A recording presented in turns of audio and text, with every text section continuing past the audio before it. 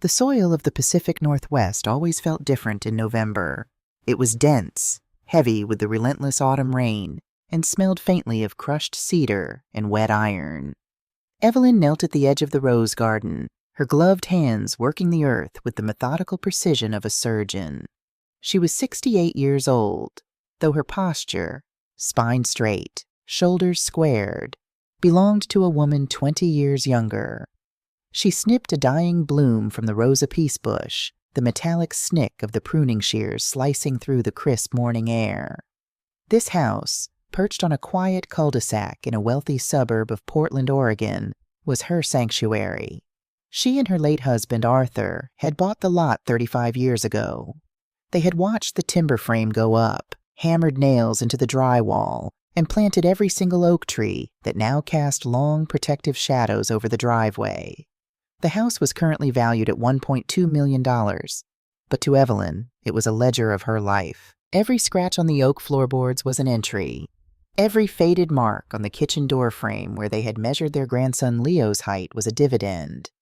Evelyn stood, brushing the damp earth from the knees of her denim trousers. She peeled off her gardening gloves, revealing hands that were remarkably steady. For 3 decades, those hands hadn't held gardening tools.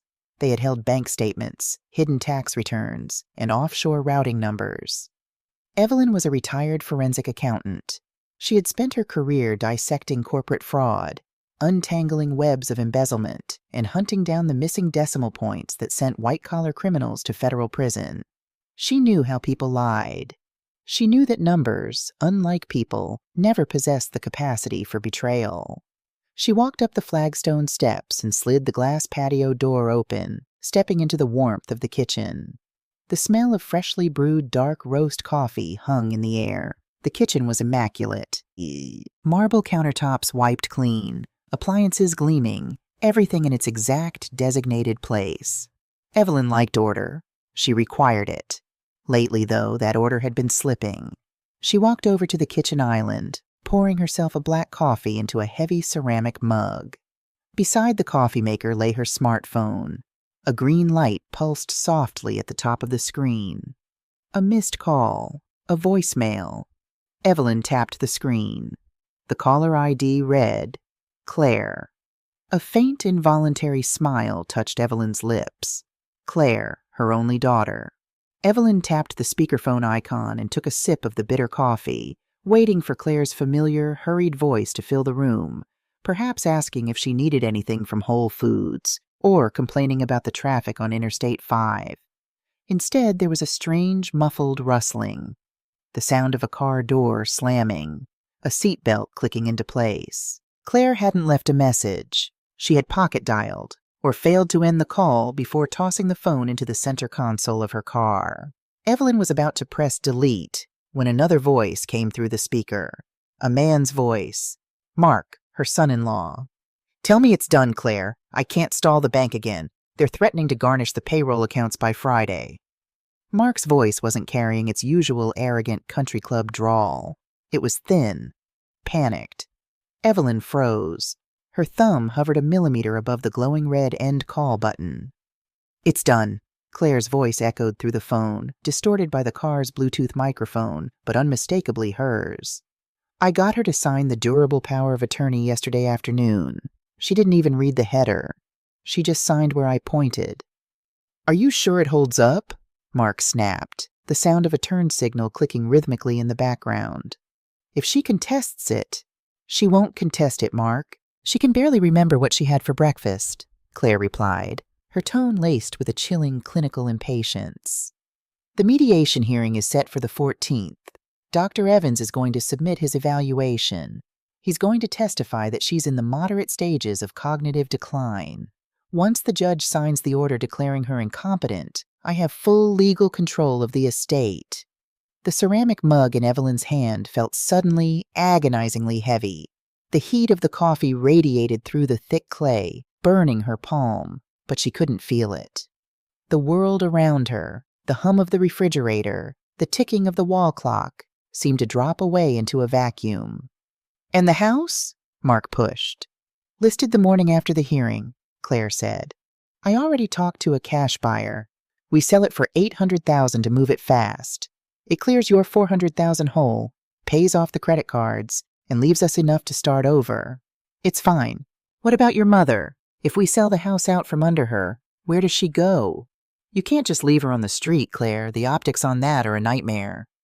I'm not leaving her on the street, Claire snapped back, defensive. I toured Sunrise Assisted Living yesterday. It's nice. They have a memory care unit. It's secure. She'll be safe there. It's the best thing for her, Mark. We're protecting her from herself. We're protecting me from federal prison, Mark muttered darkly. Just, make sure she keeps taking those pills. If she walks into that courtroom looking sharp, the judge will throw the whole thing out. She's taking them, Claire said, her voice dropping to a harsh whisper. I put the lorazepam in her vitamin bottle myself. She thinks it's her daily B12. By next week, she won't even know her own address. The call disconnected with a sharp electronic beep. Silence slammed back into the kitchen, deafening and absolute. Evelyn did not scream. She did not fall to her knees. Her training, decades of conditioning to remain detached while observing catastrophic financial ruin, took over. But her body betrayed her. Her fingers simply stopped working. The muscles went slack. The heavy ceramic mug slipped from her grip. It hit the hardwood floor, exploding into jagged white shards. The dark coffee splattered across the baseboards, a dark, spreading stain that looked violently out of place in the pristine room. Evelyn looked down at the mess. Sunrise Assisted Living, memory care unit, lorazepam. The words didn't process as language. They processed as raw data. A discrepancy, a massive, catastrophic discrepancy in the ledger of her life. She walked past the broken glass, her bare feet narrowly avoiding the shards, and moved into the formal dining room. She pulled out a heavy oak chair and sat down. She needed to breathe. She needed to look at the math. Claire, her beautiful, driven daughter, the girl who had scraped her knees riding her bike in this very driveway, the woman who now drove a leased Tesla Model X, wore $2,000 Saint Laurent blazers to PTA meetings, and lived in a gated community with Mark. To the outside world, Claire and Mark were the picture of modern, aggressive success. Mark, the regional director of a logistics firm. Claire, the high-end real estate agent. They hosted charity dinners. They sent their 16-year-old son, Leo, to a private prep school that cost $40,000 a year. Evelyn closed her eyes. It was a facade, a hollow, rotting structure painted to look like marble. As a forensic accountant, Evelyn had seen it 100 times. The luxury cars leased on zero-down terms, the credit cards maxed out to pay other credit cards, the desperate, suffocating pressure of a lifestyle built entirely on leverage. Mark had a $400,000 hole. That wasn't a mortgage. The way he spoke, the panic in his voice, that was embezzled money. He had stolen from his firm, and the walls were closing in. And their exit strategy was her. Evelyn opened her eyes. The profound, paralyzing grief lasted for exactly 3 minutes. Then the grief solidified. It froze, hardening into something cold, sharp, and infinitely dangerous. The mother who had lovingly pruned roses 10 minutes ago was gone. The auditor had returned. Evelyn stood up. She walked to the antique mahogany credenza in the corner of the dining room. She pulled a small brass key from a hidden hook underneath and unlocked the bottom drawer. Inside lay a thick, leather-bound accounting ledger, a set of fine-tipped fountain pens, and a fresh legal pad. These were her tools, the weapons she had used to dismantle corrupt CEOs and tear down fraudulent empires. She carried them to the dining table. She sat down, opened the legal pad, and uncapped a pen. At the top of the page, she wrote the date. Below it, she wrote 2 names, Claire and Mark. She began to map the timeline. Over the last 4 months, Evelyn had been experiencing what she thought were the natural, terrifying symptoms of aging. A dense fog rolling through her mind. She would walk into a room and forget why. She had left the gas burner on twice. She had misplaced her car keys, finding them later in the refrigerator. She had been terrified. She had cried in the shower, mourning the slow death of her own brilliant mind. And Claire had been there. Claire had been so attentive, coming over every single morning before work, making Evelyn tea, organizing her pill boxes. "You need your vitamins, Mom. The doctor said B12 and magnesium will help clear that brain fog. Just take them. Let me take care of you." Evelyn's hand paused on the legal pad. The ink bled slightly into the yellow paper. She stood up and walked back into the kitchen. She ignored the spilled coffee and walked straight to the marble counter near the sink. There, neatly arranged by Claire, was a plastic daily pill organizer, Monday through Sunday. Evelyn popped open the lid for Tuesday. Inside were her blood pressure medication, a fish oil capsule, and a small unmarked white pill. She picked up the white pill. She held it between her thumb and forefinger, bringing it close to the light. It wasn't a vitamin. It was lorazepam, a potent benzodiazepine used to treat severe anxiety and panic disorders. Taken daily by an elderly woman who didn't need it, it would induce lethargy, confusion, memory loss, and cognitive impairment. It perfectly mimicked the early stages of dementia. Claire wasn't managing her mother's decline. She was manufacturing it. Evelyn stared at the tiny white pill. It was a physical manifestation of betrayal. Her own flesh and blood was slowly, methodically poisoning her, gaslighting her into believing she was losing her sanity, all to steal the roof over her head and lock her in a facility where she would be conveniently forgotten. Evelyn walked over to the sink. She tossed the white pill down the drain and turned on the garbage disposal. The grinding noise roared through the kitchen, violent and satisfying. She turned off the water. She looked at her reflection in the dark glass of the oven door. Her eyes were clear.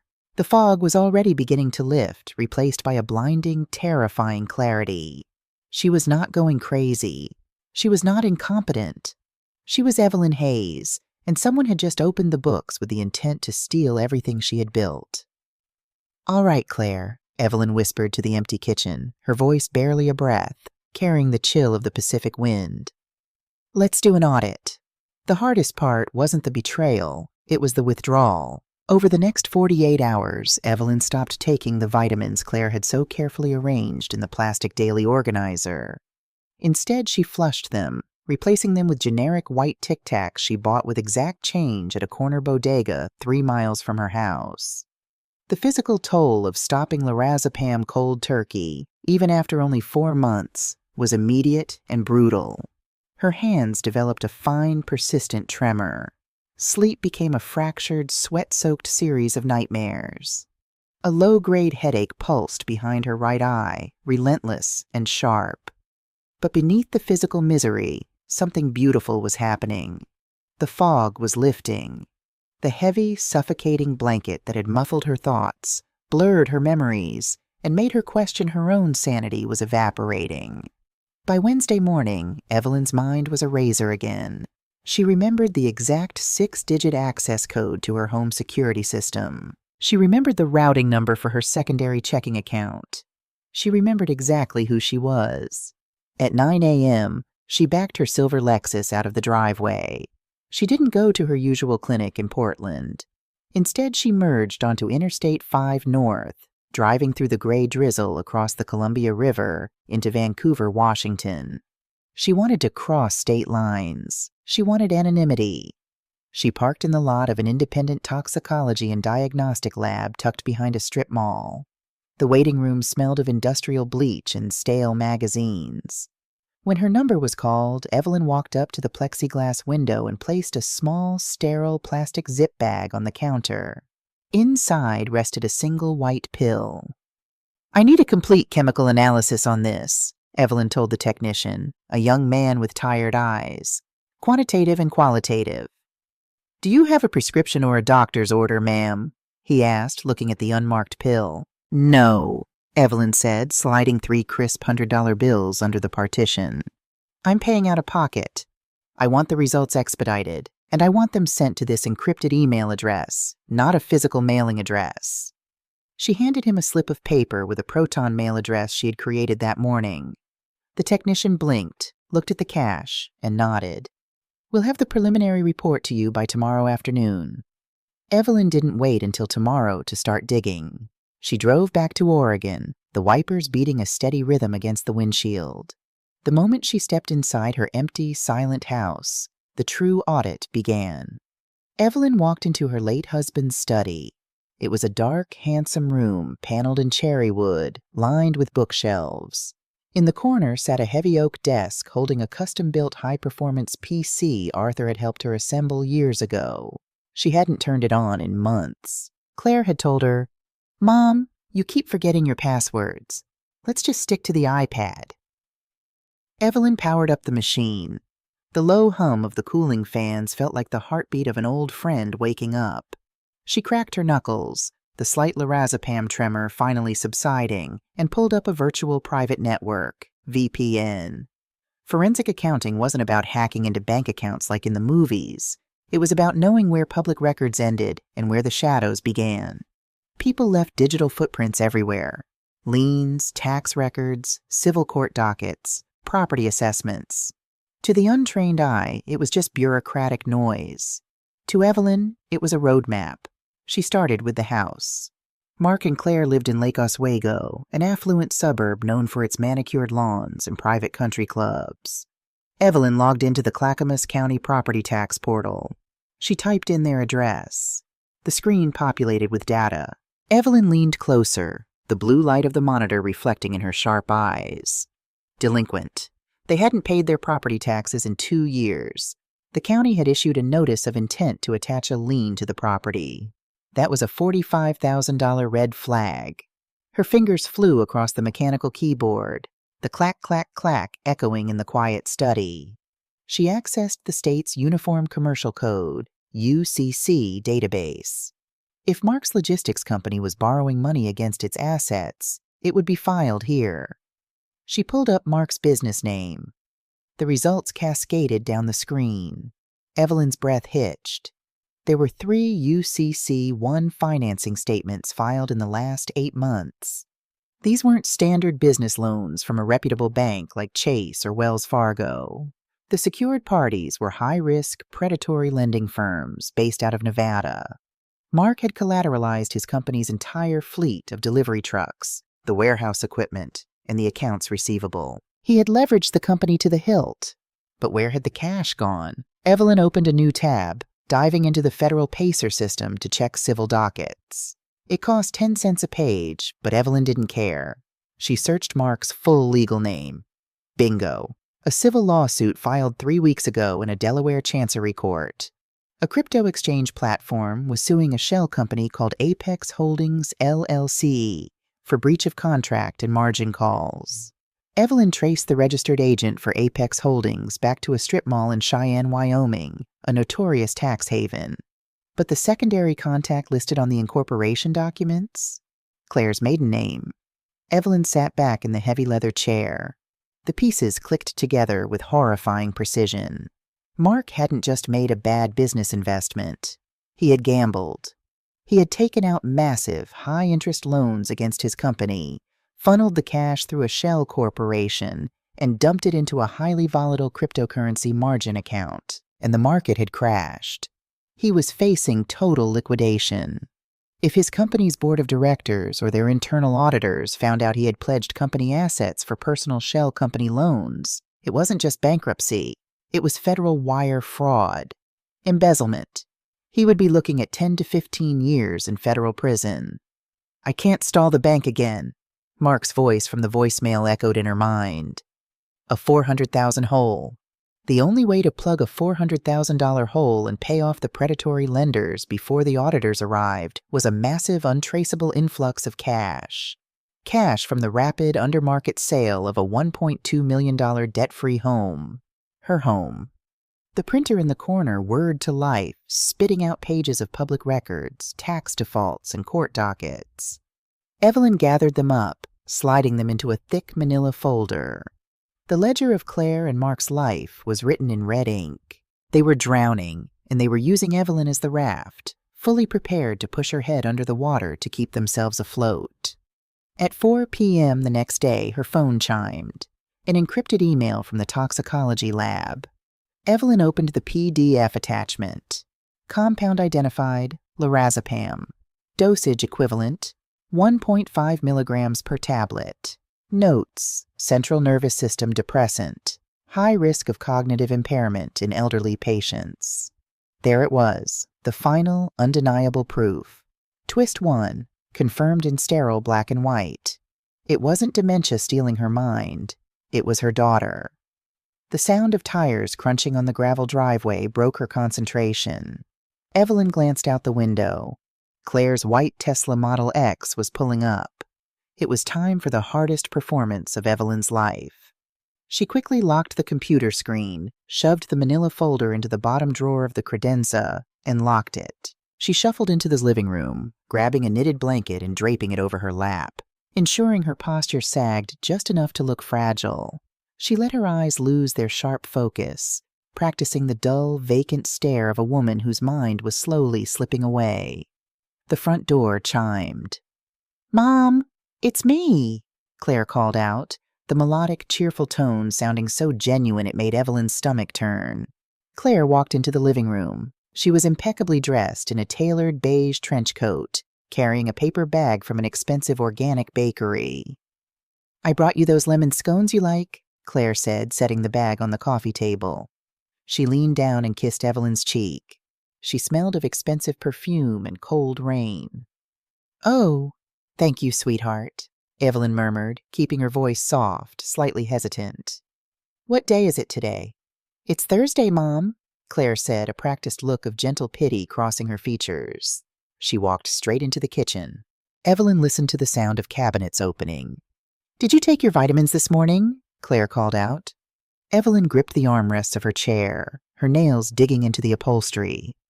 I think so. Yes, the white ones." Claire returned to the living room, holding the plastic daily organizer. She popped open the Thursday lid. It was empty. Evelyn had flushed the pill an hour ago. "Good job, Mom," Claire smiled. It wasn't a smile of a relieved daughter. It was the tight, satisfied smile of a warden who had just checked a cell block. "You know, Mark and I were talking. We're getting really worried about you living in this big house all by yourself. It's too much for you to manage." "I manage fine," Evelyn said weakly, sticking to the script of a defensive, frightened old woman. "Mom, you left the stove on last week," Claire lied smoothly, without a single micro-expression of guilt. "Dr. Evans says you need more structured support. Just think about it, okay? For us. For your safety." "Okay, Claire, I'll think about it." Claire checked her Apple Watch. "I have a showing in 20 minutes. Eat your scone, okay? I'll be back tomorrow." Evelyn watched her daughter walk out the door, the Tesla silently gliding away down the street. The mask of the confused old woman immediately fell away. Evelyn's face hardened into a mask of cold stone. She stood up, walked to the coffee table, and threw the bag of organic lemon scones straight into the trash can. She returned to her study and unlocked the credenza. She pulled out the manila folder, the toxicology report, and the ledger. The evidence was damning. If she took this to the police right now, she could have Claire arrested for elder abuse and poisoning. She could have Mark investigated for fraud.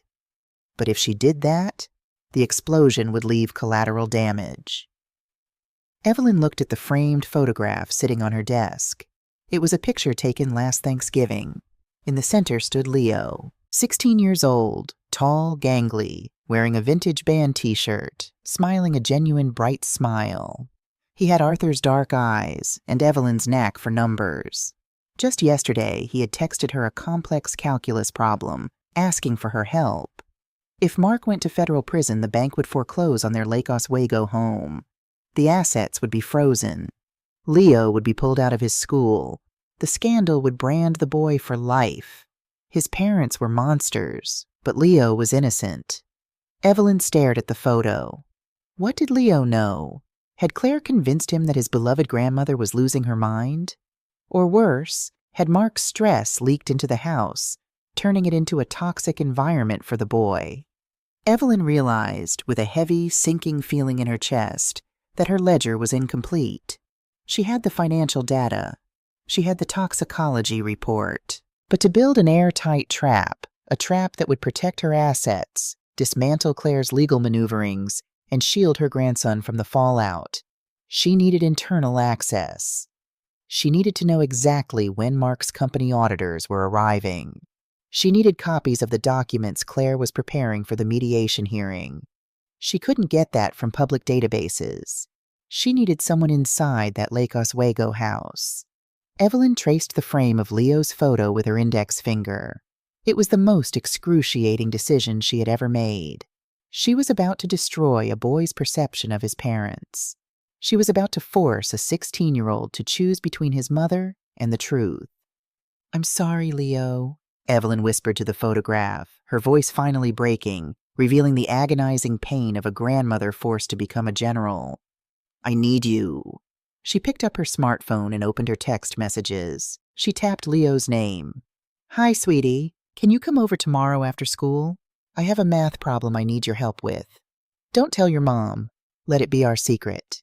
She pressed send. The digital vortex had opened, and she had just pulled her grandson directly into the center of the storm. Friday afternoon in Oregon brought a bruised purple sky that threatened rain but refused to drop it. Leo pedaled his vintage 10-speed bicycle up the steep incline of his grandmother's driveway. At 16, he was a quiet kid, tall and angular, with a mind that preferred the neat, predictable logic of calculus over the messy unpredictability of human beings. He leaned his bike against the brick siding of Evelyn's house. His backpack felt heavy. His mom, Claire, had been drilling it into his head for months. "Grandma is getting worse, Leo. You need to be patient with her.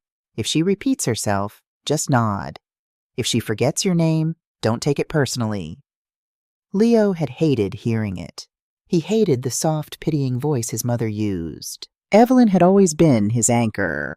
While his dad, Mark, pressured him to join the lacrosse team to build his Ivy League resume, Evelyn was the one who bought him thick textbooks on quantum mechanics and sat with him in comfortable silence while he worked through theorems.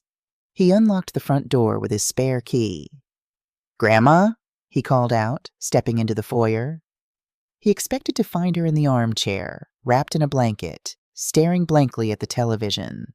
Instead, Evelyn was sitting at the massive oak dining table. She wore a crisp, dark navy blouse. Her silver hair was pulled back into a flawless, tight chignon. Spread across the table were multiple legal pads, highlighters, and a calculator. She looked up. Her eyes, dark and piercing, locked onto his. There was no fog. There was no confusion. "Leo," she said, her voice steady and resonant. "Come sit." Leo dropped his backpack by the door, a knot tightening in his stomach. The air in the room felt charged, like the heavy barometric pressure right before a thunderstorm. He walked over and sat across from her. "You texted about a math problem," Leo said cautiously, glancing at the legal pads. "I did," Evelyn replied. She closed her pen and set it down precisely parallel to the edge of the paper. "But it's not calculus. It's accounting, and it concerns you." Evelyn didn't believe in coddling. She had never spoken to Leo like a child, and she wasn't about to start now. She reached into a manila envelope and pulled out 2 pieces of paper. She slid the first one across the smooth wood. It was a printout of an email. A toxicology report from an independent lab in Washington. Leo frowned, adjusting his glasses. He read the highlighted lines. Compound identified lorazepam. Dosage equivalent, 1.5 milligrams per tablet. "What is this?" he asked. "That is a chemical analysis of the white pills your mother has been putting in my daily vitamin organizer for the past 4 months, Evelyn said quietly. Lorazepam is a heavy sedative. It induces memory loss, lethargy, and confusion. It mimics cognitive decline. Leo stared at the paper. The words didn't seem to connect in his brain. Grandma, I don't understand. Mom said the doctor gave you B12 and magnesium. Your mother lied. Evelyn's voice didn't waver, but her hands, resting on the table, gripped the edges of the wood so tightly her knuckles turned white. She hated doing this. She was taking a sledgehammer to a boy's foundation. I am not sick, Leo. I am not losing my mind. I am being medicated against my will. Leo pushed the paper back across the table, shaking his head. A defensive heat flushed his cheeks. No, no, that's crazy. Why would Mom do that? She comes over every morning to check on you. She loves you. Evelyn slid the second piece of paper forward. It was a printout of the Uniform Commercial Code, UCC, filings she had found on the state database. Look at the numbers, Leo, she instructed softly. You have a mathematical mind. Follow the data. Your father has collateralized his entire logistics company to predatory lenders in Nevada. Over $400,000 in high-interest debt, funneled into a shell company in Delaware. They are facing imminent financial ruin. Leo looked at the spreadsheet. He recognized his father's corporate entity. He saw the strings of zeros, the staggering negative balances. Your mother has scheduled a mediation hearing for the 14th, Evelyn continued, her tone strictly forensic now, presenting the facts without emotion so Leo could process them. She plans to have me declared legally incompetent. Once the judge signs the order, she assumes control of this estate. This house is completely paid off, valued at $1.2 million. They intend to sell it to a cash buyer within days to cover your father's missing funds. Leo felt a physical wave of nausea hit him. The dining room walls seemed to lean inward. You're saying... Leo's voice cracked. He sounded like a little boy again. You're saying Mom is poisoning you for money? I am saying, Evelyn corrected gently, that people under catastrophic pressure do catastrophic things. Numbers don't lie, Leo. People do. Leo stood up abruptly, his chair scraping violently against the floorboards. You're wrong, he blurted out, backing away. Dad makes 6 figures. Mom just sold a house in West Lynn last month. You must be confused. Maybe the pills are messing with your head. Evelyn didn't argue. She didn't chase him. She just looked at him with an expression of profound, aching sorrow. I stopped taking the pills on Tuesday, Evelyn said.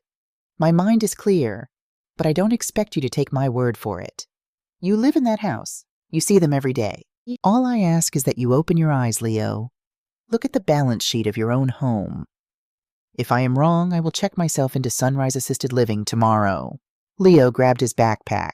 He didn't say goodbye. He sprinted out the door, hopped on his bike, and rode into the fading gray afternoon, his chest heaving, his mind spinning in chaotic circles. It's a lie, he told himself as he pedaled furiously toward Lake Oswego. Grandma is just paranoid. That's a symptom of dementia, isn't it? Paranoia. But when Leo walked through the heavy double doors of his parents' modern glass and steel house, the air felt different. He wasn't just a resident anymore. He was an auditor. He dropped his keys on the entryway console. From the kitchen, he heard the sharp, unmistakable clink of ice hitting crystal. He walked quietly down the hallway. His father, Mark, was standing by the marble kitchen island. He was still wearing his tailored suit pants and a dress shirt with the sleeves rolled up, but his tie was pulled loose, hanging like a dead snake around his neck. He was pouring a heavy measure of Glenfiddich scotch into a glass. It was 4:30 p.m. Claire was pacing near the floor-to-ceiling windows, her phone pressed to her ear. She was chewing nervously on her thumbnail, a habit she absolutely loathed in others. I don't care what the underwriter says, Dave, Claire hissed into the phone, her voice dripping with venom. I told you, the liquidity is coming next week. Just hold the bridge loan until the 15th. Yes, I promise. The asset is a free and clear residential property in a prime zip code. We are closing under market value for speed. Leo froze in the shadow of the hallway. The asset. Claire hung up, throwing the phone onto the counter with a loud clatter. She rubbed her temples, her face pale and drawn. He's threatening to pull the offer, Mark. If the cash buyer walks, we don't have time to list it on the open market. Mark downed half the scotch in one swallow. A vein throbbed visibly at his temple. He won't walk. Just keep the buyer warm. Did you confirm Dr. Evans for the hearing? Yes, Claire snapped. He sent the draft evaluation today. It explicitly states she requires full-time memory care and cannot manage her own finances. It's ironclad. Mark leaned heavily against the marble island, his shoulders sagging. For a second, the facade of the confident, wealthy executive slipped completely, revealing a terrified, desperate man. "The corporate audit team from Chicago lands next Friday, Claire. Next Friday. If that $400,000 isn't sitting back in the operating account by the time they pull the ledgers, I'm dead. They won't fire me. They'll prosecute me." "I know!" Claire yelled, her voice breaking. She walked over and grabbed Mark's arm. "We are handling it. She doesn't know anything. She thinks it's 2018 half the time. By Wednesday, the judge signs the order. By Thursday, we close the sale. By Friday morning, the money is wired into your corporate account." In the hallway, Leo stopped breathing. His backpack slipped from his shoulder, hitting the hardwood floor with a soft, heavy thud. Mark and Claire whipped around. "Leo!" Claire gasped, her face instantly smoothing out, the panic vanishing behind a perfectly constructed mask of maternal warmth. "Honey, I didn't hear you come in. How was school?" Leo stared at them. He looked at his father's bloodshot eyes. He looked at the empty Scotch bottle. He looked at his mother, who had just casually discussed locking his grandmother away to steal her home. "School was fine," Leo managed to say, his voice shockingly steady.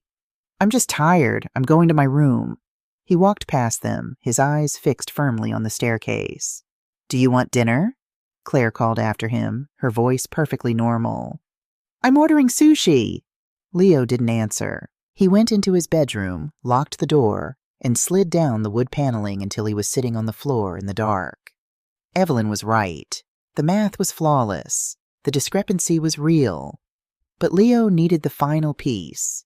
He needed the hard data. He waited until 2 a.m. The house was dead silent, save for the hum of the central air conditioning. Leo crept out of his room, wearing only his socks to muffle his footsteps. He bypassed the master bedroom, where he could hear the heavy alcohol-induced snoring of his father, and slipped into Mark's home office. The room smelled of stale scotch and stress sweat. Mark's work laptop, a sleek Dell XPS, sat on the mahogany desk. It was closed, but a tiny LED light on the side pulsed. It was asleep, not powered off. Leo opened the lid. The screen flared to life, illuminating the dark room with a harsh white glow. Enter PIN. Leo's hands were shaking so badly he had to rest his wrists on the edge of the desk. He knew his father. Mark was brilliant at logistics, but lazy with cybersecurity. He had used the same PIN for his iPad, his golf club locker, and his home alarm for a decade. Leo typed the 4 digits. 0912.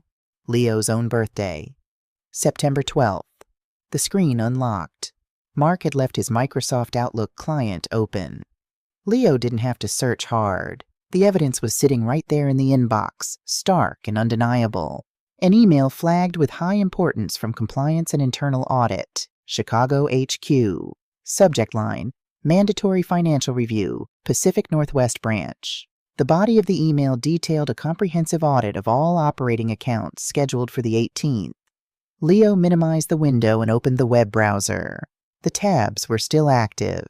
A crypto exchange dashboard. A massive jagged red line graphing a total collapse. An account balance of minus $412,500. A legal notice from a Delaware Chancery Court regarding Apex Holdings LLC. And then Leo saw the folder on the desktop. It was labeled Mediation Prep. He clicked it open. Inside was a PDF titled Evans_evaluation_draft.pdf. Leo opened it. It was a medical document bearing the letterhead of a licensed psychiatrist. Patient, Evelyn Hayes. Diagnosis, advanced cognitive decline, consistent with early to mid-stage Alzheimer's disease. Patient is disoriented, prone to paranoia, and incapable of managing financial or legal affairs. Immediate transfer to a secure memory care facility is highly recommended. Leo stared at the screen. The glowing pixels burned into his retinas. His mother hadn't just lied. She had orchestrated a clinical assassination. She had found a corrupt doctor willing to falsify a medical record, and she had physically drugged her own mother to make the symptoms fit the lie. A cold, hollow void opened in Leo's chest. The parents he knew, the dad who taught him how to throw a baseball, the mom who baked him birthday cakes, were gone. replaced by two desperate, dangerous strangers who were willing to destroy the only person who truly understood him. Leo pulled a small USB drive from his pocket. He plugged it into the laptop and began dragging the files over. The compliance email, the crypto dashboard screenshots, the fake medical evaluation. He took it all.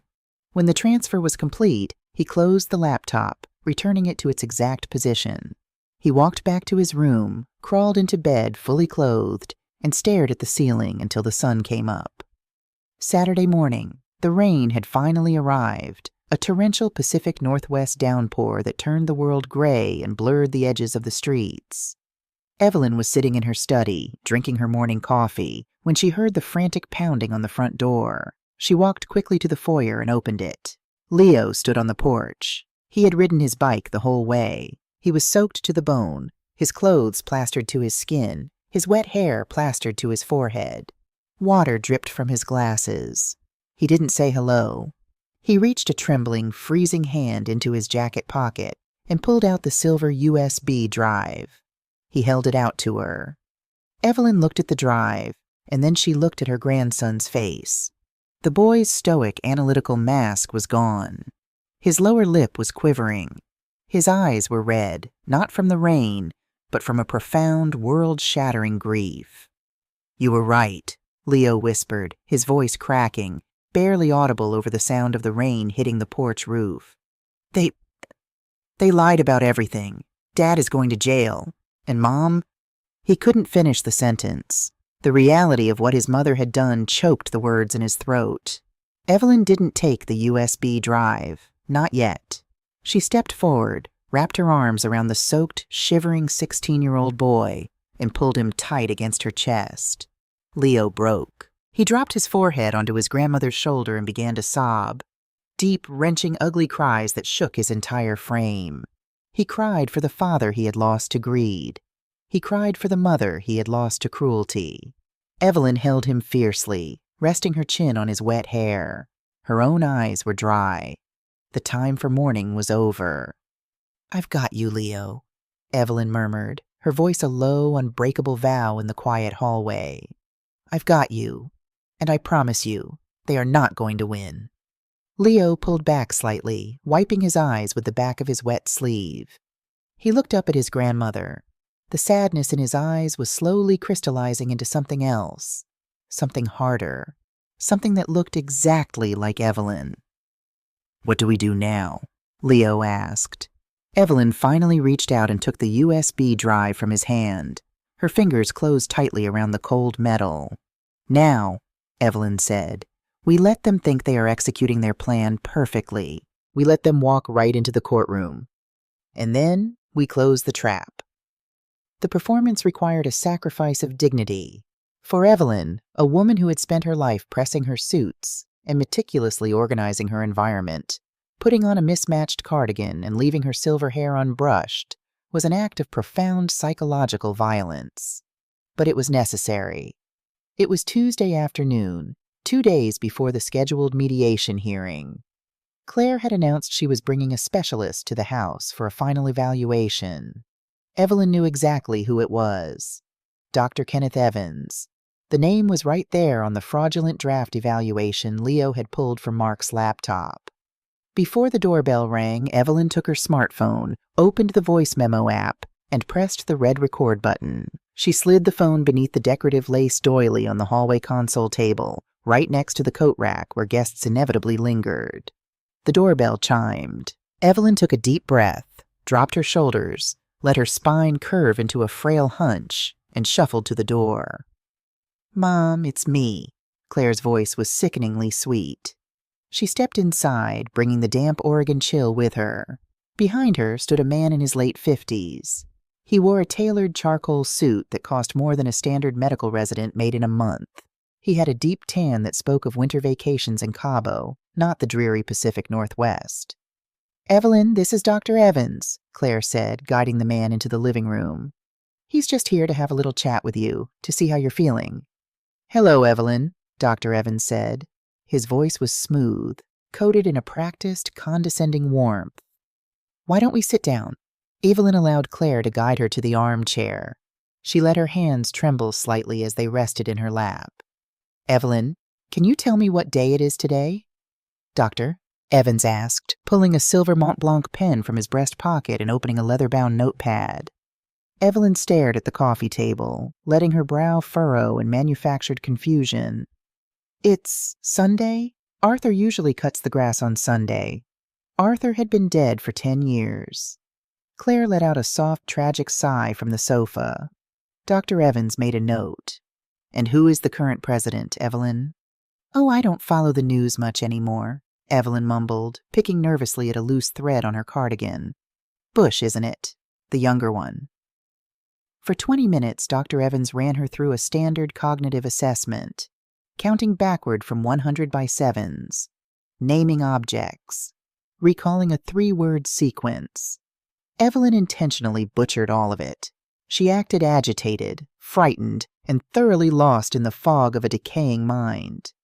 It was a masterclass in deception, fueled by the cold, burning fury in her chest. "I think she's getting tired, Doctor," Claire interrupted gently, standing up. "Mom, why don't you close your eyes for a bit? I'll see the doctor out." "Okay, dear," Evelyn whispered, leaning her head back against the chair and closing her eyes. She listened to their footsteps retreat toward the foyer, stopping exactly by the console table where her phone lay hidden. Evelyn's eyes snapped open. The frail old woman vanished. She sat perfectly still, straining to hear the conversation in the hallway. "It's worse than I thought, Claire," Dr. Evans said, his voice dropping its warm bedside manner, becoming crisp and transactional. "She's fully symptomatic. The lorazepam is doing exactly what it's supposed to do. Her baseline is completely shot." "Will it hold up in court?"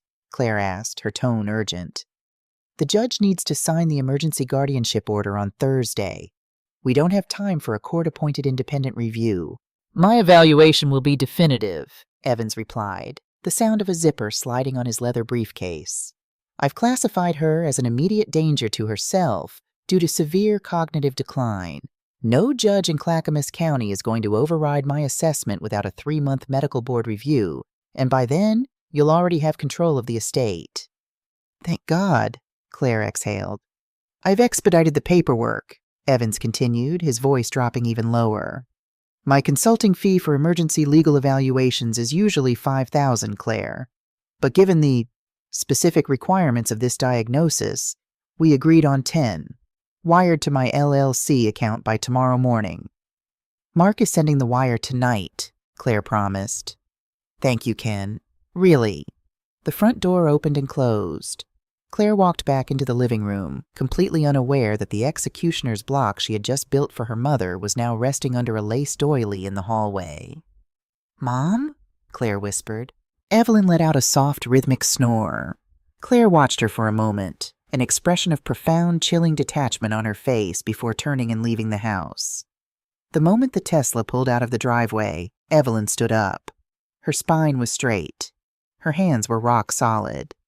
She walked to the console table, retrieved her phone, and stopped the recording. She saved the file, backed it up to a secure cloud server, and emailed a copy to her lawyer. The trap was fully baited. Thursday morning, the Clackamas County Courthouse. The mediation room smelled of floor wax and stale coffee. Outside the heavy oak doors, the rain battered the high windows, washing the world in a gloomy, unforgiving gray. Claire and Mark sat on one side of a long mahogany table. They looked like the perfect, tragic family dealing with an impossible burden.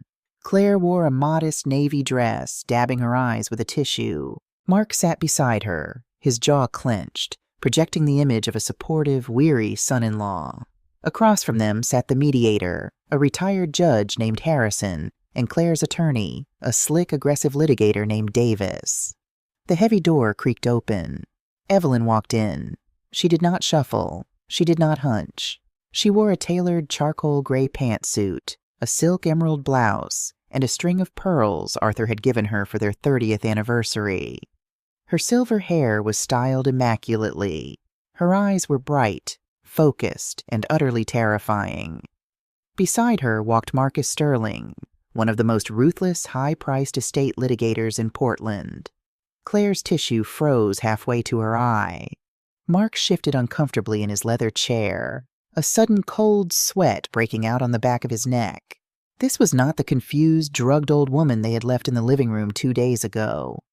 "Mrs. Hayes," Judge Harrison said, gesturing to the empty chairs, "please take a seat. We are here to review the petition for emergency guardianship filed by your daughter, Claire Morrison." Evelyn sat down, placing a sleek leather folder on the table. She looked directly at Claire. Claire tried to hold the gaze, but quickly looked down at her hands. "Your Honor," Davis, Claire's attorney, began, standing up to command the room. "This is a tragic but necessary intervention. We have submitted a comprehensive medical evaluation from Dr. Kenneth Evans, a highly respected board-certified psychiatrist. His assessment concludes that Mrs. Hayes is suffering from advanced, rapid-onset cognitive decline.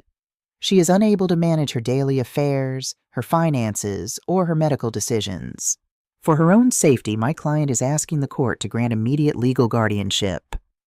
Judge Harrison adjusted his reading glasses, looking over Dr. Evans' report. "It is a very thorough evaluation, Mr. Davis.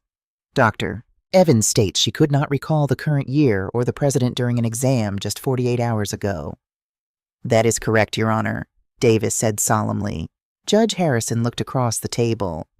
"Mr. Sterling, how does your client respond to this medical assessment?" Marcus Sterling stood up slowly. He didn't look at the judge. He looked at Mark. "Your Honor," Sterling's voice was a deep, resonant baritone that commanded absolute silence. "My client's response is that Dr. Evans' evaluation is a piece of fiction, bought and paid for to facilitate the theft of my client's estate." "Objection!" Davis barked, slamming his hand on the table. "That is an outrageous accusation." "It is a verifiable fact," Sterling countered smoothly. He opened his briefcase and pulled out 3 thick, sealed medical envelopes. He passed them to the judge. "Your Honor, over the past 14 days, Mrs. Hayes has voluntarily submitted to comprehensive neurological and psychiatric evaluations by 3 independent, court-approved specialists at Oregon Health and Science University, including MRI scans and extensive cognitive stress tests." Claire's face drained of color. She looked at Mark. Mark was staring at Evelyn, his mouth slightly open, the realization of what was happening hitting him like a physical blow. "And their conclusions?" Judge Harrison asked, breaking the seals on the envelopes. "All 3 specialists," Sterling continued, "conclude that Mrs. Hayes possesses a cognitive function ranking in the 99th percentile for her age group. She exhibits 0 signs of dementia, Alzheimer's, or any other degenerative neurological condition. She is entirely, indisputably competent." Judge Harrison read the cover sheets of the OHSU reports. He frowned, looking back and forth between the opposing documents. "This is a stark contradiction, Mr. Davis. Doctor, Evans paints a picture of a woman who cannot remember her own name. These 3 specialists describe a woman with the mental acuity of a chess grandmaster." "Your Honor," Davis stammered, clearly blindsided, "Dr. Evans is a respected professional. Perhaps Mrs. Hayes was having a particularly lucid day during those exams." Evelyn finally spoke. She didn't raise her voice. She didn't need to. "I was not having a lucid day, Mr. Davis," Evelyn said, her eyes locking onto Claire. "I was simply not being poisoned." The room went dead silent. Only the sound of the rain lashing against the glass could be heard. "Poisoned?" Judge Harrison leaned forward, his brow furrowed deeply. Sterling placed a hand gently on Evelyn's arm, a silent signal. "Not yet. Don't show them the lorazepam report or the bribery tape." Evelyn knew the strategy. If they dropped the criminal evidence now, Mark would panic and flee before the audit. They needed to win the hearing, but leave the trap open for the final kill. "It is a figure of speech, Your Honor." Sterling smoothly pivoted, covering Evelyn's statement. Mrs. Hayes meant that she was not under the overwhelming stress and manipulation imposed by her daughter. The medical consensus is clear. 3 board-certified neurologists outweigh 1 psychiatrist. There is absolutely no legal or medical basis for an emergency guardianship. Judge Harrison closed the file folders. He looked at Claire, his expression hardening into one of profound distaste. "I agree," Judge Harrison said, his gavel hitting the sound block with a sharp, definitive crack. The petition for emergency guardianship is denied with prejudice. Mrs. Hayes retains full legal autonomy over her person and her estate. Furthermore, Ms. Morrison, I am advising you that filing frivolous guardianship petitions can result in civil penalties. We are adjourned. Evelyn stood up. She didn't gloat. She didn't smile. She simply buttoned her suit jacket, picked up her leather folder, and walked out of the room, leaving her daughter and son-in-law sitting in the ruins of their shattered plan. In the underground parking garage of the courthouse, the air was cold and smelled of exhaust. Mark paced furiously between the concrete pillars, his hands running through his hair. Claire stood frozen by the passenger door of the Tesla, her hands shaking so violently she couldn't unlock the car. "She knew," Mark hissed, his voice echoing off the concrete.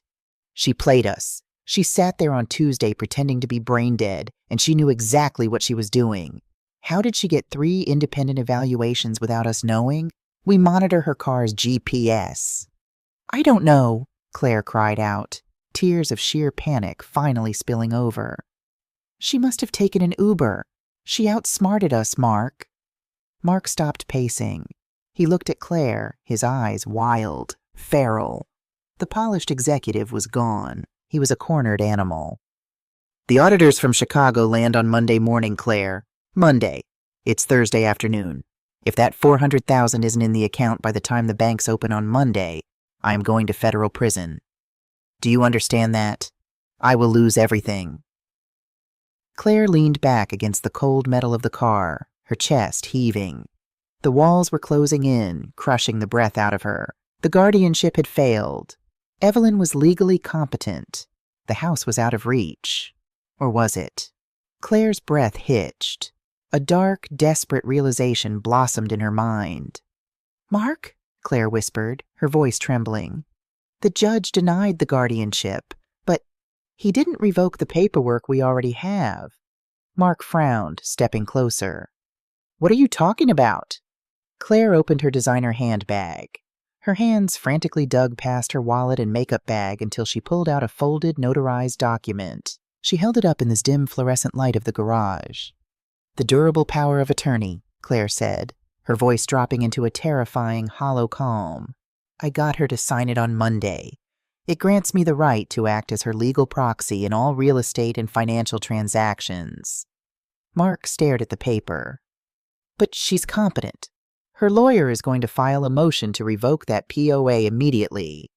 "Yes," Claire agreed, her eyes wide, manic. "Sterling will file the revocation tomorrow morning when the clerk's office opens. It will take 24 hours to process and enter the public record." So, Claire stepped forward, gripping Mark's lapels. "Right now, at this exact second, this piece of paper is legally binding. The title company doesn't know about the hearing. The cash buyer doesn't know. To the outside world, I still have the legal authority to sell her house." Mark's breath caught in his throat. It was incredibly illegal. It was fraud of the highest order. If they were caught, it wouldn't just be embezzlement. It would be grand larceny. But if they did nothing, prison was a certainty anyway. "The cash buyer," Mark whispered, the desperate math calculating in his head. "Can he close tomorrow?" "I'll call him right now," Claire said, her thumb already hovering over her phone screen. "We don't need the guardianship, Mark. We bypass the court. We meet the buyer at the title company tomorrow morning at 9 a.m. We sign the deed, take the wire transfer, and we are done before my mother even realizes the house is gone." In the shadows of the parking garage, they made their final, fatal decision. They were going to sell the house in the dark. They had no idea that the cash buyer Claire was about to call was an undercover federal agent. And they had no idea that Evelyn Hayes was already 10 steps ahead, waiting for them at the finish line. The digital clock on the dashboard of Claire's Tesla read 4:12 p.m. as they sped away from the Clackamas County Courthouse. The rain was coming down in sheets now, the wipers violently slashing back and forth across the windshield. Inside the cabin, the silence was suffocating. Mark was staring blankly at the glowing navigation screen, his breathing shallow and rapid. He was doing the math, The corporate auditors from Chicago would walk into his logistics firm on Monday at 8 a.m. They would demand the banking tokens. They would open the operating ledgers. They would see the staggering, glaring absence of $400,000. "Call him," Mark suddenly rasped, his voice sounding like dry leaves crushed underfoot. "Call the cash buyer right now, before the title company closes for the day." Claire's hands gripped the leather steering wheel so tightly her knuckles were bone white. She engaged the autopilot, freeing her right hand to grab her phone from the center console. She scrolled through her contacts, her thumb hovering over a listing saved as Vance, Vanguard Holdings LLC. "If we do this," Claire whispered, staring at the rain-slicked highway, "if we use the power of attorney after the judge just denied the guardianship, it's not just a civil dispute anymore, Mark. If she finds out and presses charges, it's criminal." "If we don't do this," Mark fired back, the panic finally breaking through his polished executive facade, "I am going to federal prison on Monday. They will freeze all our assets. They will take this car. They will take the Lake Oswego house. Leo won't be able to finish at his prep school. We will be destitute, Claire. Call him." Claire swallowed hard. The moral boundary had been crossed days ago when she slipped the lorazepam into her mother's pillbox. There was no going back. She pressed call. The Bluetooth speakers in the Tesla rang twice. Then a deep, gravelly voice answered, the voice of a man who bought distressed properties for breakfast and flipped them by lunch. "Vance?" "Mr. Vance, it's Claire Morrison," she said, forcing her voice into the bright, confident cadence of a top-tier real estate agent. "I have excellent news. The seller has cleared all contingencies. We are ready to execute the sale of the property, but we are working on an extremely compressed timeline. My client needs liquidity immediately." On the other end of the line, Arthur Vance paused. The silence stretched, amplifying Mark's hammering heartbeat. "I told you my terms, Ms. Morrison," Vance said smoothly. $800,000, cash. No inspections, as is condition. But I need a clean title, and I need absolute verification that your power of attorney is legally binding and notarized. I don't buy lawsuits." "The title is free and clear," Claire lied effortlessly. "0 encumbrances. And I have the original notarized durable power of attorney in my possession. We can close tomorrow morning. Can your underwriters wire the funds by 10 a.m.? "If the paperwork is flawless," Vance replied, "the wire transfer will be queued and released the moment the escrow officer stamps the deed. Let's say 9 a.m. at the Pacific Title and Escrow office downtown. Don't be late, Ms. Morrison. My capital doesn't wait." "We will be there. Thank you, Mr. Vance." Claire ended the call. She let out a long, shaky exhale, slumping back into the driver's seat. "He's in. 9 a.m. tomorrow. $800,000 mark. It's enough to replace the embezzled funds and pay off the Nevada lenders before the Chicago audit team even boards their flight." Mark closed his eyes, his head falling back against the headrest. A sickening, euphoric wave of relief washed over him. They had found the loophole. They were going to survive. They had absolutely no idea that they had just enthusiastically climbed into a federal snare. 10 miles away, in the hushed mahogany-paneled sanctuary of Evelyn's study, the atmosphere was entirely different. There was no panic here. There was only the quiet, lethal precision of a completed equation. Evelyn sat in her heavy leather chair. Across the desk sat Marcus Sterling, her impeccably dressed attorney. Standing by the window, looking out at the rain, was a man in his late 60s wearing a tweed jacket and wire-rimmed glasses. He held a cup of black coffee in one hand and a burner phone in the other. He had just ended a call with Claire Morrison. His name was not Arthur Vance. He did not own Vanguard Holdings, LLC. His name was Arthur Thorne. He was a retired special agent in charge of the FBI's white-collar financial crimes division out of the Seattle field office, and he was Evelyn's oldest friend in the industry.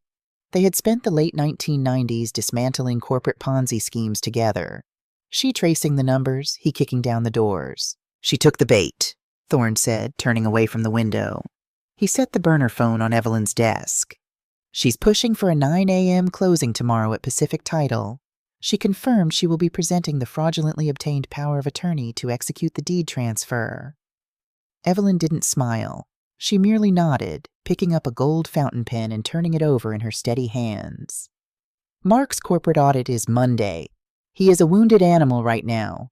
He needs that liquidity to cover the $400,000 he stole, and Claire will burn my house to the ground to keep him out of prison.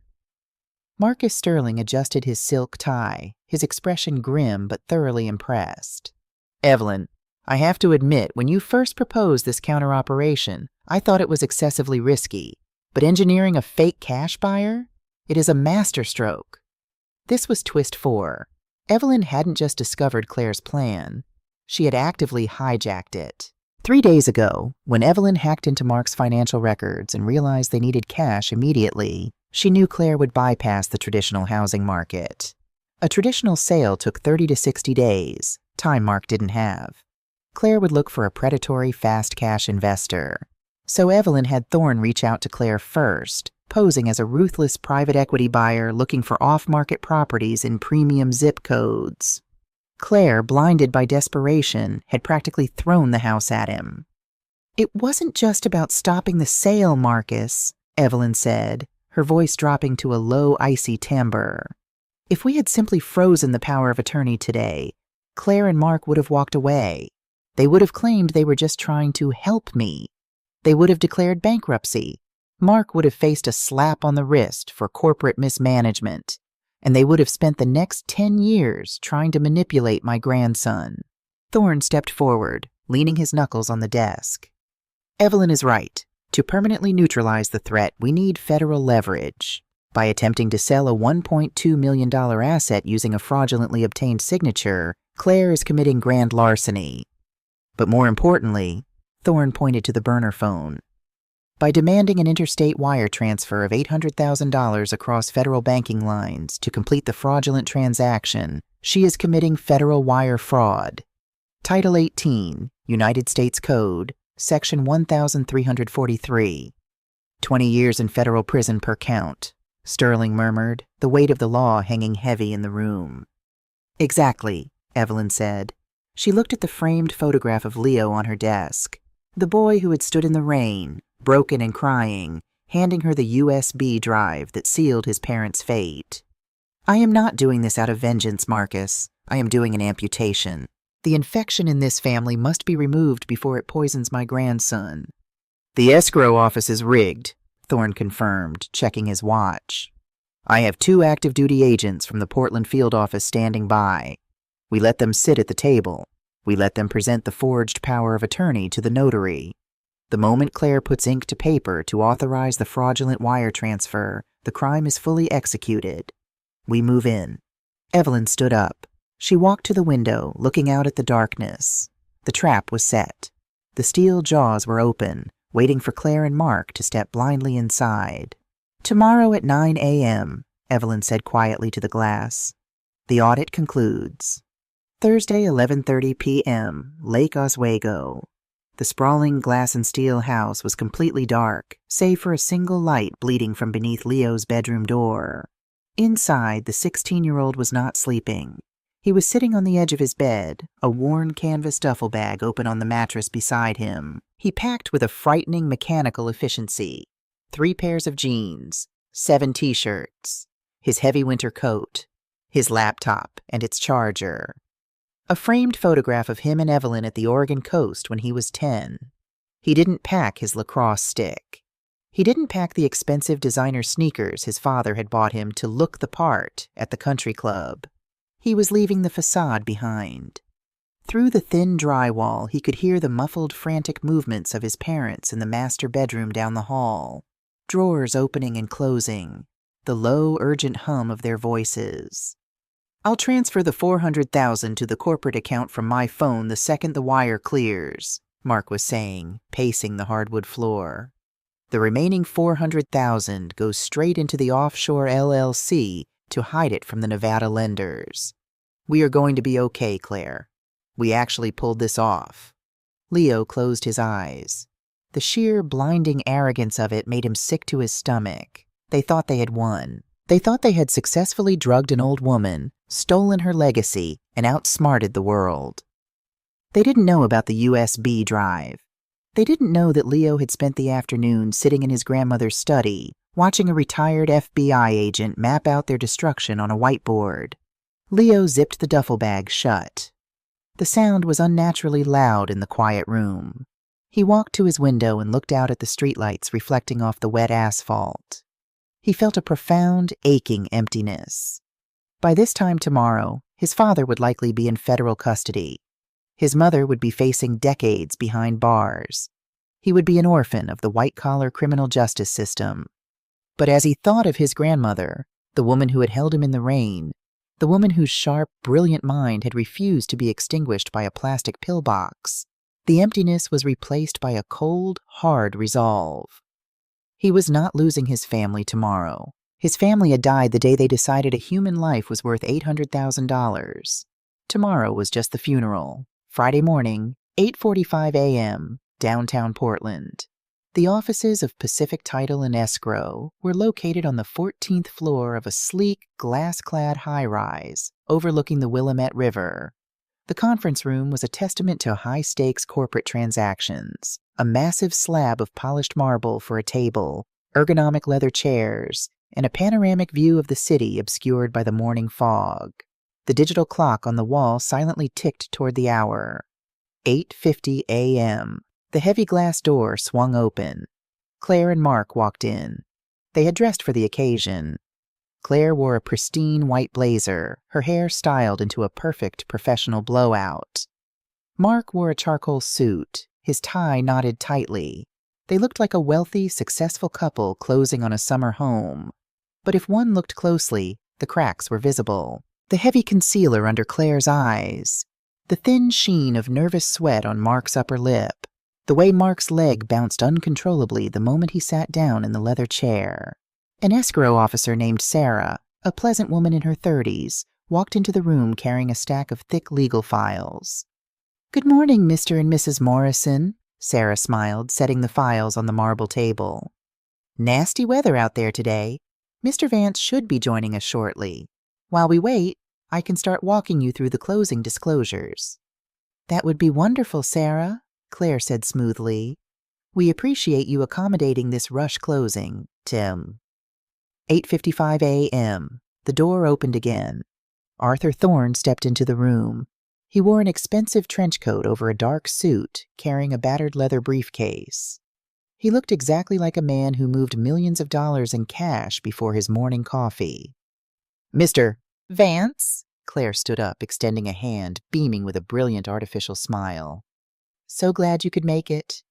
"Ms. Morrison," Thorne replied, his grip firm, his eyes completely unreadable. He took a seat across from them. "Let's get this done. I have a flight to Seattle at noon."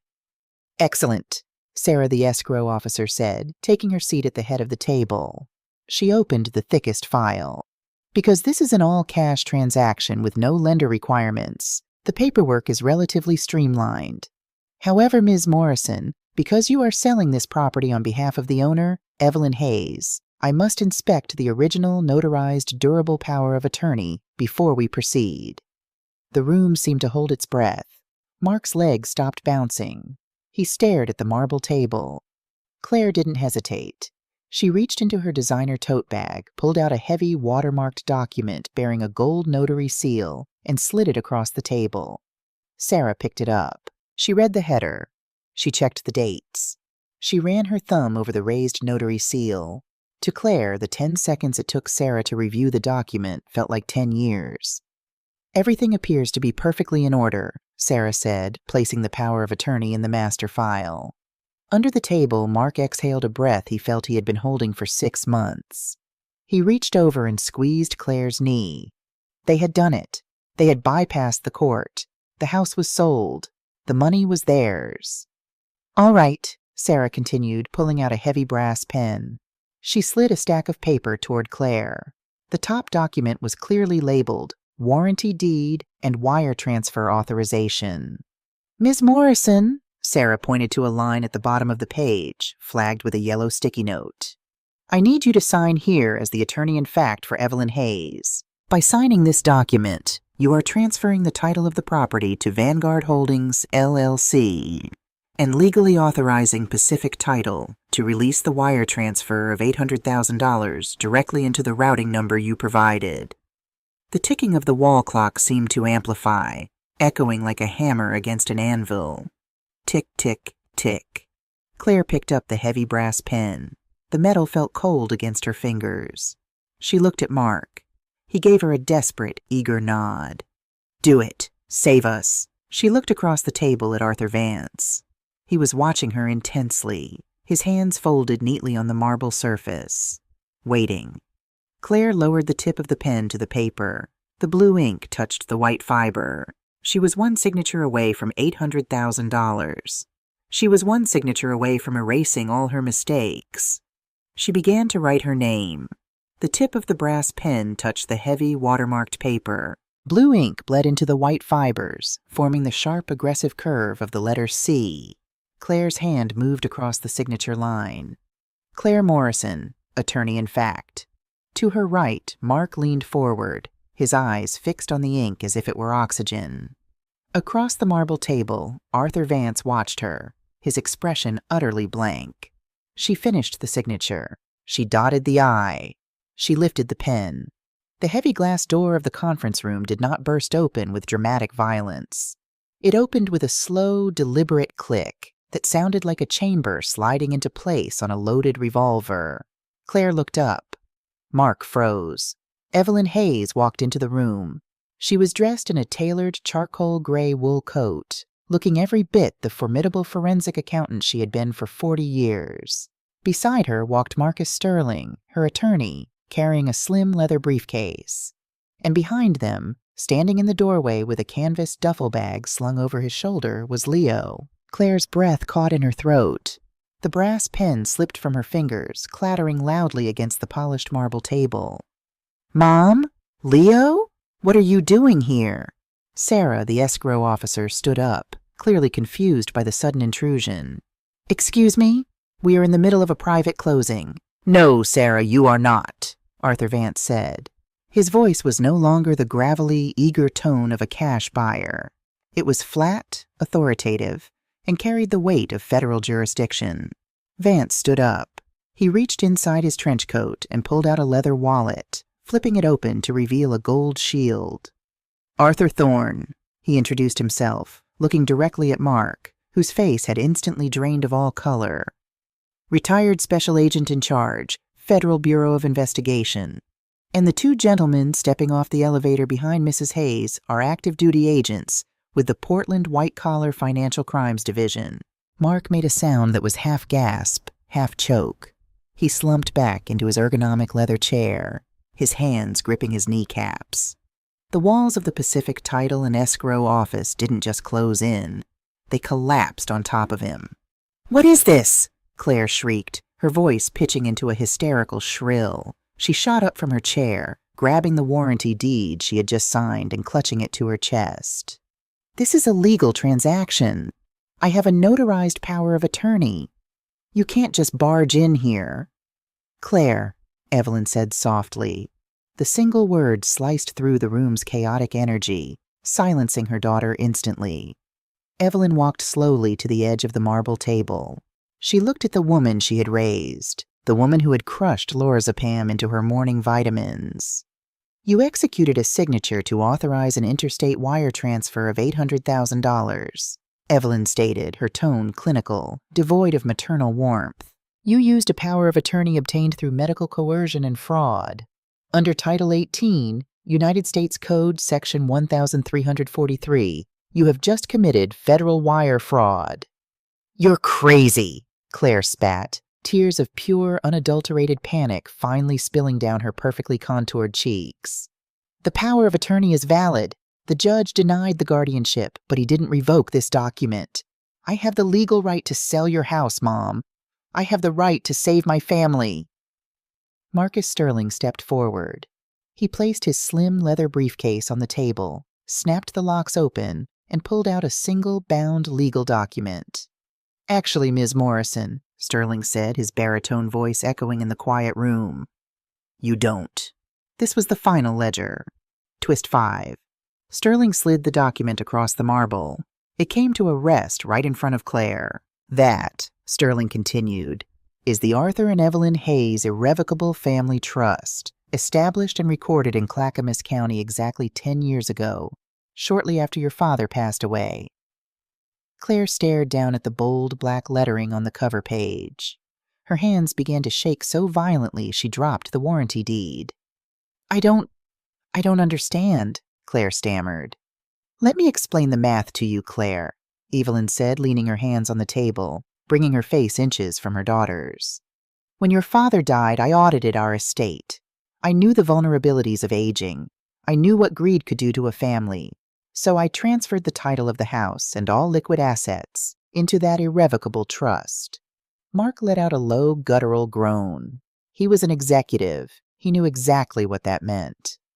An irrevocable trust, Sterling clarified for the room, means the grantor, Mrs. Hayes, relinquishes total ownership of the assets. Mrs. S. Hayes does not own the house you just tried to sell, Ms. Morrison. The trust owns it. Therefore, a power of attorney granting you control over Mrs. Hayes' personal assets is completely, utterly useless here. You just tried to sell a property that your mother doesn't even own. Claire stumbled backward, her designer heels catching on the carpet. She hit the glass wall of the conference room. Who? Claire gasped, struggling to pull oxygen into her lungs. If she doesn't own it, who is the beneficiary? Evelyn turned her head, looking toward the doorway. Leo stepped fully into the room. He let his heavy canvas duffel bag slide off his shoulder, hitting the floor with a dull thud. He looked at his mother. The 16-year-old boy's eyes were stripped of all childhood innocence. They were dark, analytical, and devastatingly cold. I am, Leo said. Claire let out a ragged, horrific sob. Leo, baby, no. We did this for you. We did this so you could stay in school, so we wouldn't lose the house. Dad made a mistake at work, and we were just trying to fix it. Dad didn't make a mistake, Leo replied, his voice terrifyingly steady. He reached into his jacket pocket and pulled out the silver USB drive, tossing it onto the marble table. It clattered to a stop next to the useless power of attorney. Dad embezzled $400,000 and lost it on a crypto margin call. And you drugged Grandma to cover the spread. Mark finally looked up. His eyes were bloodshot, his face a mask of total ruin. The USB drive, the emails, the ledgers. His own son had handed the corporate executioners the axe. Monday's audit didn't matter anymore. He was going to be arrested today. You did the math, Mom, Leo said softly, zipping his jacket. I just checked your work. And the balance sheet is 0. The 2 active-duty FBI agents stepped into the room. They wore dark suits and neutral expressions. They had seen this 100 times before, the spectacular, catastrophic implosion of white-collar greed. Mark Morrison, Claire Morrison, the lead agent said, pulling a pair of steel handcuffs from his belt. The metallic click echoed sharply against the glass walls. You are under arrest for federal wire fraud, conspiracy to commit fraud, and attempted grand larceny. There was no screaming. There was no dramatic fight. When the foundation of a house is entirely eaten away by termites, it doesn't explode. It simply collapses under its own weight. Mark stood up, offering his wrists without a word. He looked like a man walking to his own funeral. The agent ratcheted the cuffs tight. Claire did not go quietly, but she did not fight the agents. She fought the reality. As the second agent secured her wrists behind her back, she looked desperately at her mother. Mom, please, Claire wept, the mascara running down her face in dark, jagged lines, ruining the immaculate white blazer. Please don't do this. I'm your daughter. I'm your daughter! Evelyn stood perfectly still, her hands folded in front of her. The forensic accountant had closed the book.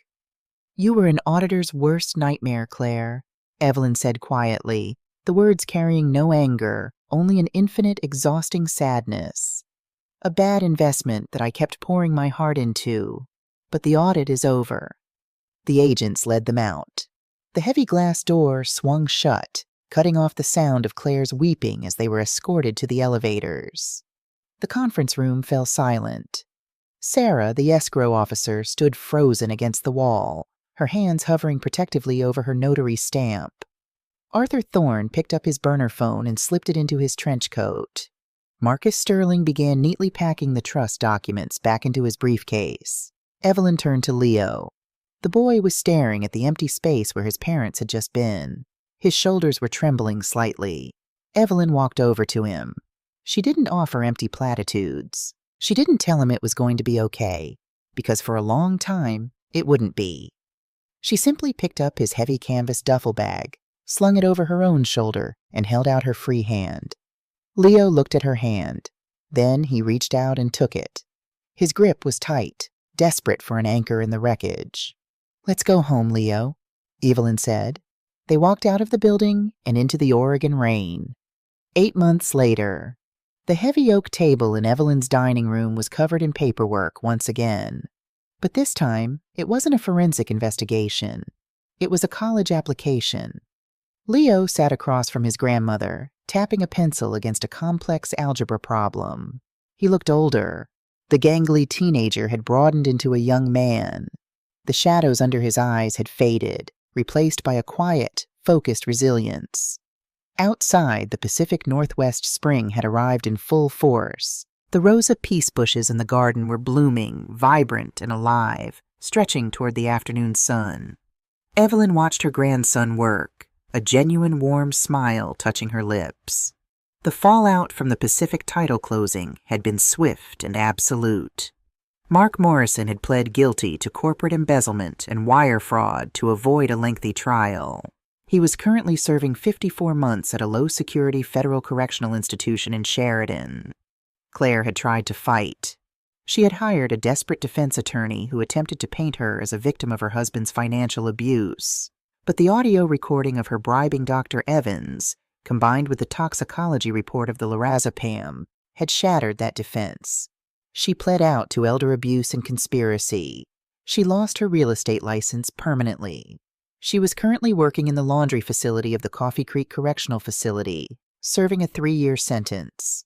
The sprawling glass and steel house in Lake Oswego had been foreclosed on by the bank and sold at auction.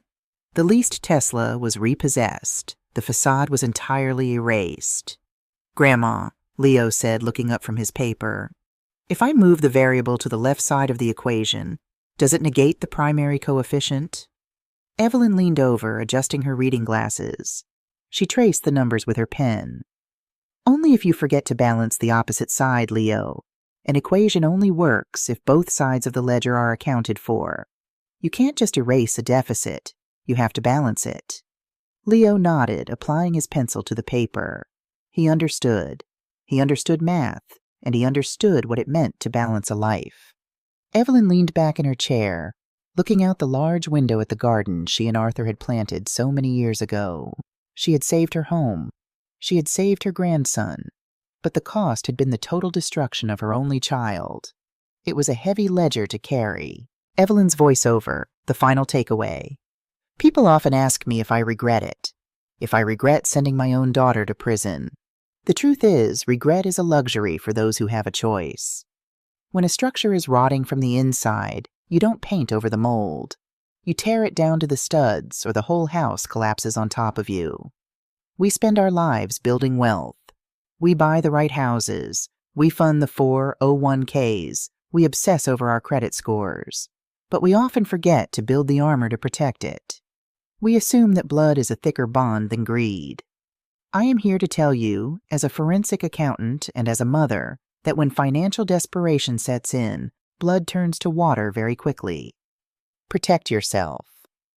Do not wait until your mind is fragile to draw the boundaries. Establish an irrevocable trust. Designate an independent fiduciary. Lock your legacy behind legal doors that even your own children cannot pick. Do it while your mind is sharp and your signature is unquestionable. Because at the end of the day, a family is not defined by DNA. A family is defined by the people who refuse to let you fall. My name is Evelyn Hayes. My ledger is balanced, and my home is finally safe.